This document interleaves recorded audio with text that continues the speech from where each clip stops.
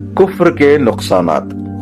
कुफ्र एक जहालत है, बल्कि असली जहालत कुफ्र ही है। इससे बढ़कर और क्या जहालत हो सकती है कि इंसान अल्लाह से ना वाकिफ हो। एक शख्स कायनात के इतने बड़े कारखाने को रात दिन चलते हुए देखता है, मगर नहीं जानता कि इस कारखाने को बनाने वाला और चलाने वाला कौन है। वो कौन कारीगर है जिसने कोयले और लोहे और कैल्शियम और सोडियम और ऐसी ही चंद चीजों को मिलाकर इंसान जैसी लाजवाब मखलूक पैदा कर दी।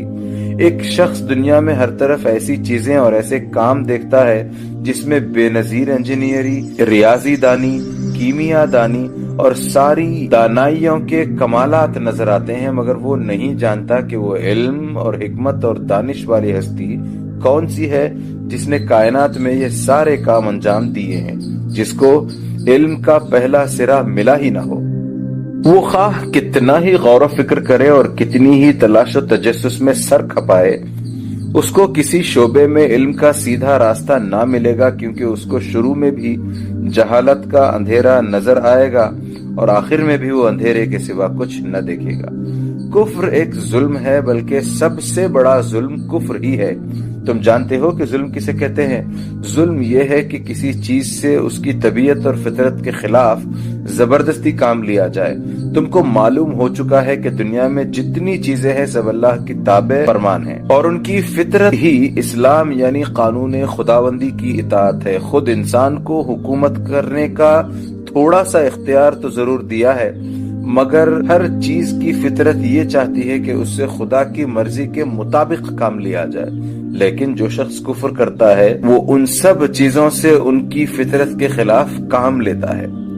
वो अपने दिल में दूसरों की बुजुर्गी और मोहब्बत और खौफ के बुत बिठाता है, हालांकि दिल की फितरत ये चाहती है कि उसमें खुदा की बुजुर्गी और मोहब्बत और खौफ हो।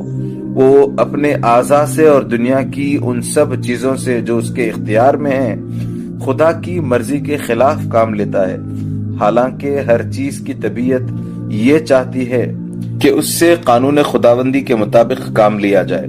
बताओ ऐसे शख्स से बढ़कर और जालिम कौन होगा जो अपनी जिंदगी में हर वक्त हर चीज पर, हत्ता कि खुद अपने वजूद पर भी जुल्म करता रहे।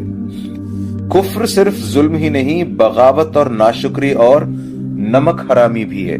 जरा गौर करो, इंसान के पास खुद अपनी क्या चीज है?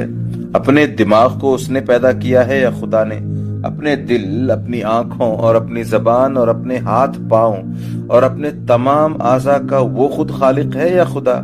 उसके गर्दो पेश जितनी चीजें हैं उनको पैदा करने वाला खुद इंसान है या खुदा?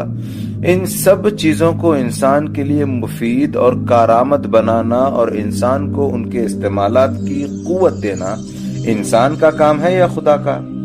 तुम कहोगे कि ये सब खुदा की चीजें हैं, खुदा ही ने इनको पैदा किया है, खुदा ही इनका मालिक है और खुदा ही की बख्शिश से ये इंसान को हासिल हुई हैं। जब असल हकीकत ये है तो इससे बड़ा बागी कौन होगा जो खुदा के दिए हुए दिमाग से खुदा ही के खिलाफ सोचने की खिदमत ले, खुदा के बख्शे हुए दिल में खुदा ही के खिलाफ ख्यालात रखे।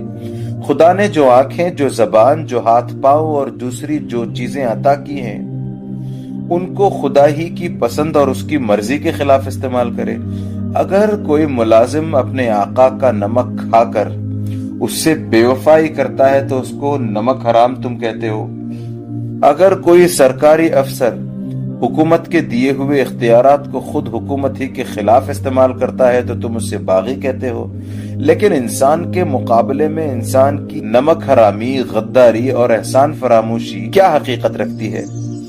इंसान को कहां से रिज्क देता है? वो खुदा का दिया हुआ रिज्क ही तो है।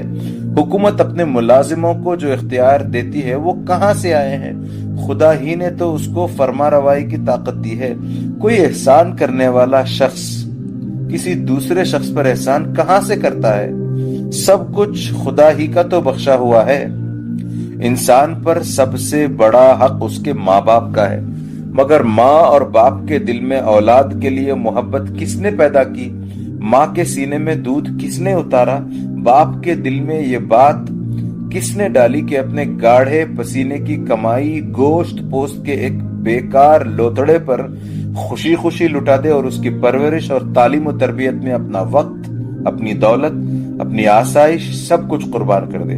اب بتاؤ کہ جو خدا انسان کا اصلی محسن ہے، حقیقی بادشاہ ہے، سب سے بڑا پروردگار ہے، اگر اسی کے ساتھ انسان کفر کرے، اس کو خدا نہ مانے، اس کی بندگی سے انکار کرے اور اس کی اطاعت سے منہ موڑے، تو یہ کیسی سخت بغاوت ہے، کتنی بڑی احسان فراموشی اور نمک حرامی ہے۔ کہیں یہ نہ سمجھ لینا کہ کفر سے انسان خدا کا کچھ بگاڑتا ہے۔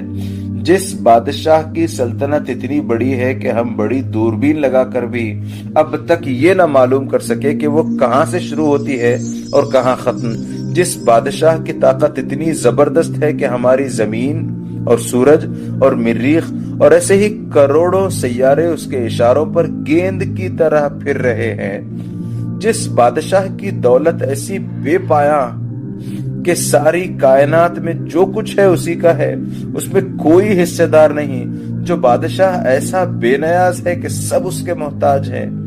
بھلا انسان کی کیا ہستی ہے کہ اس کے ماننے یا نہ ماننے سے ایسے بادشاہ کو کوئی نقصان بھی ہو۔ اس سے کفر اور سرکشی اختیار کر کے انسان اس کا کچھ نہیں بگاڑتا، بلکہ خود اپنی تباہی کا سامان کرتا ہے۔ کفر اور نافرمانی کا لازمی نتیجہ یہ ہے کہ انسان ہمیشہ کے لیے ناکام اور نامراد ہو جائے۔ ایسے شخص کو علم کا سیدھا راستہ کبھی نہ مل سکے گا، کیونکہ جو علم خود اپنے خالق کو نہ جانے وہ کس چیز کو صحیح طرح جان سکتا ہے۔ اس کی عقل ہمیشہ ٹیڑھے راستے پر چلے گی، کیونکہ جو عقل خود اپنے بنانے والے کو پہچاننے میں غلطی کرے اور کس چیز کو وہ صحیح سمجھ سکتی ہے۔ وہ اپنی زندگی کے سارے معاملات میں ٹھوکریں اور اس پر پھر ٹھوکریں کھائے گا۔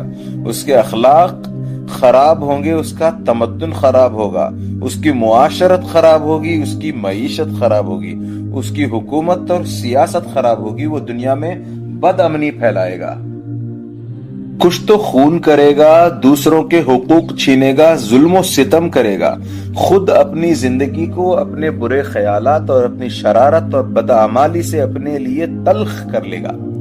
پھر جب وہ اس دنیا سے گزر کر آخرت کے عالم میں پہنچے گا تو سب چیزیں جن پر وہ تمام عمر ظلم کرتا رہا اس کے خلاف نالش کریں گی۔ اس کا دماغ، اس کا دل، اس کی آنکھیں، اس کے کان، اس کے ہاتھ پاؤں، الغرض اس کا رونگٹا رونگٹا خدا کی عدالت میں اس کے خلاف استغاثہ کرے گا کہ اس ظالم نے تیرے خلاف بغاوت کی اور بغاوت میں ہم سے زبردستی کام لیا۔